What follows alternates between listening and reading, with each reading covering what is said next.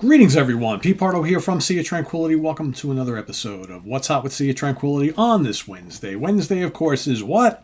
New review day here on the channel. Today, for this episode, we're going to take a look at a brand new album from a brand new band from a very, very familiar face and voice, led by, of course, the legendary Phil Mogg, Moggs Motel, self-titled. So is the band called Moggs Motel? Is it just Phil Mogg and the album is Moggs Motel? Don't know.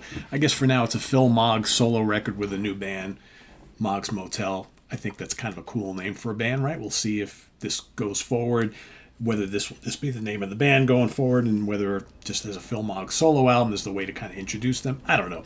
We've seen this sort of thing before. I remember Richie Blackmore's Rainbow, then it just became Rainbow. We'll see. Anyway, let's take a look at this. It's on Cleopatra Records. Phil and some notable folks. Interesting cover art, right? There you go. If you pop the CD out. Got some cool car type stuff, right? And then let's grab the booklet, which of course is full of credits and lyrics and things. There's a full shot of the band. I'll talk about them in a second. All right, so in the band, we've got Tony Newton on bass and little bits of guitars. Of course, Tony, most notable for right now, being bass player for KK's Priest. He's also in the band Voodoo 6, which is a band he formed with Richie Faulkner, currently of Judas Priest, right? Richie no longer plays in Voodoo 6, but Tony's been keeping that band alive. You got Joe Lazarus on drums. Joe Lazarus also, I believe he's played in Voodoo 6 as well. Phil Mogg, of course, on vocals. Neil Carter, all right, on keyboards, guitars, vocals, and flute. And Tommy Gentry on guitars, also of Voodoo 6. Backing vocals, Zoe Devlin Love and Laurie Mansworth. So you got some female backing vocals on a bunch of tunes. It adds a nice flavor here. So what do we got? We got, I believe it's like a dozen tracks on this album. Let's see. Yeah, a dozen tracks plus a bonus track, Taylor's Woods, for the CD, if you buy the CD version. So this is pretty rocking stuff. Pretty rocking stuff. I got to be honest with you. It's like, now that he has put UFO to bed, it's interesting how this all came to be, right? Because he basically gave the impression that he was going to retire as one of the founding members of the band. He basically said, okay, that's it for UFO. We've taken it as far as we can go. I'm ready to retire. And then like 2 years later, he's got a new band. Here we go. I guess he's not retiring, right? But maybe he just wanted to play different stuff. I totally get that. I will say, man, right off the bat, like 3-4 listens into this, I like this more than I like any of those last few UFO albums.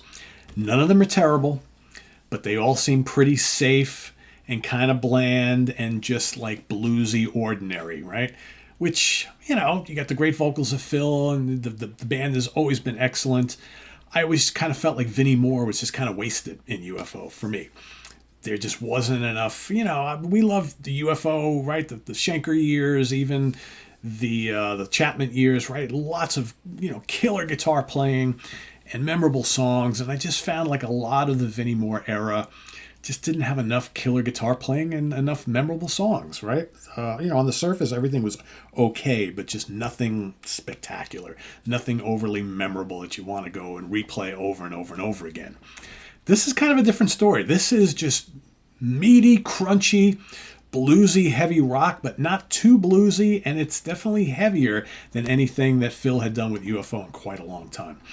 What's really interesting, too, here is that, you've got, Neil Carter has been around for a long time, right? He has been in and out of UFO many, many times. He's played with Gary Moore and lots of other bands and people and whatnot. Always looked at as a very capable keyboard player, rhythm guitar player, songwriter, backing singer, right? That sort of thing. He seems to have a pretty big role in this band here. First of all, again, going by like the few of the videos that have been released so far from this album, he's playing a fair amount of lead guitar on this album, which, quite frankly, I never knew he had it in him. He's playing all the really bluesy, nasty, tasty, scorching lead guitar is Neil. All the flashy, shredderific metal stuff is Tommy. Okay, so you can pretty much pick them out. At times they do these kind of dueling things, right, which I think is pretty cool. So, but the fact is, I mean, Neil Carter, pretty damn good lead guitar player. Who knew? Again, right? You know, Tommy obviously looks the part. I figured he would be the guy doing all the solos on here. No, it's both of them, right? There's plenty of great lead playing on here. Lots of big, heavy riffs. I mean, right off the bat, you get Apple Pie, which is really catchy. Big, beefy, crunchy riffs. Blazing solos by both guys. You got Sunny Side of Heaven, another big, heavy rocker. That was the first single and video released. There you got Neil laying down some really cool bluesy licks on there. Really good. Then you got Face of an Angel, really catchy. I Thought I Knew You. The Princess Bride is kick-ass. There's some good atmospheric stuff on here, too. Everything is pretty memorable. You got Other People's Lives, which I really like a lot.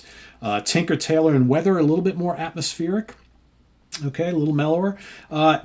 To me, this album is kind of front-loaded, but it's still all really, really good. I think the more of the heavier rockers are in the front half and more of the kind of melodic, atmospheric stuff is on the back end. Weather, though, is really, really nice. That's kind of like a distant cousin to, like, Try Me or, you know, some of their more atmospheric stuff that they've done in the past. What do we got here? Harry's Place is pretty fun. That's kind of bluesy rock. And The Wrong House, Shane and Storyfield. The Wrong House is another good, like, up-tempo rocker. Shane and Storyville kind of in, you know, I don't really, you know me, I don't really like when you end albums with mellower tracks. I think Shane and Storyville kind of go that route. That's, you know, again, more of this kind of singer-songwriter, bluesy rock stuff that, you know, Phil obviously likes to do.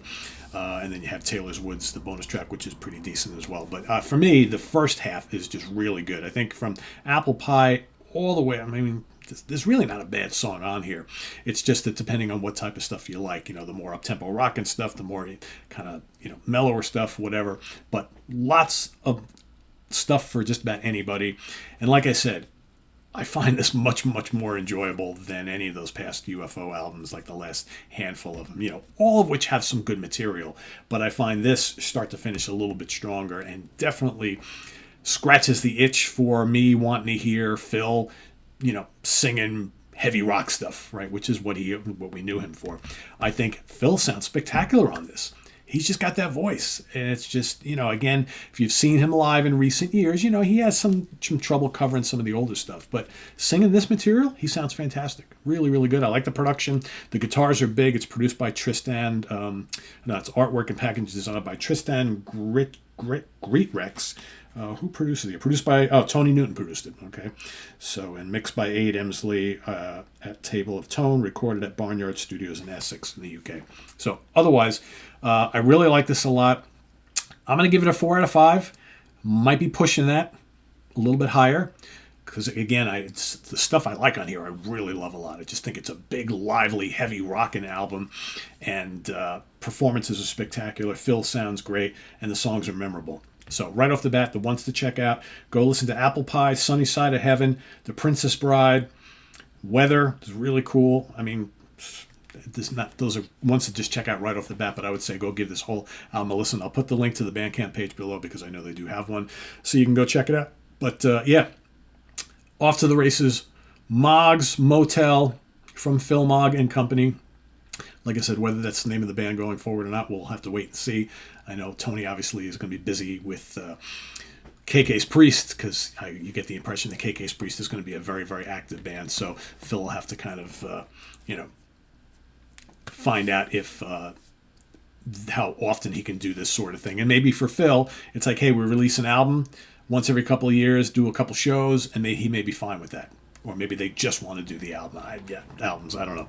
I don't know where Phil's mindset is these days as far as live shows and things like that. But if it's, get together every other year and make an album and maybe do a handful of select shows, maybe that's the kind of the pace that he wants now that the UFO grind is kind of done with. So anyway, yeah, that's my review. Moggs Motel from Phil Mogg and Company. Visit us on the web at www.seatranquility.org. We're on Facebook. We're on YouTube all together all the damn time. Please subscribe if you haven't already and click on that notification bell so you get alert of all of our content as it posted. And please do hit the like button before you leave. Also down below we got the links to our Ko-Fi page, our channel donations, our merch page, and our Cameo page. Thank you in advance for all your support there, and we'll see you soon here with more stuff. I'm Pete Pardo. Thanks for watching, everybody. Take care. Bye-bye.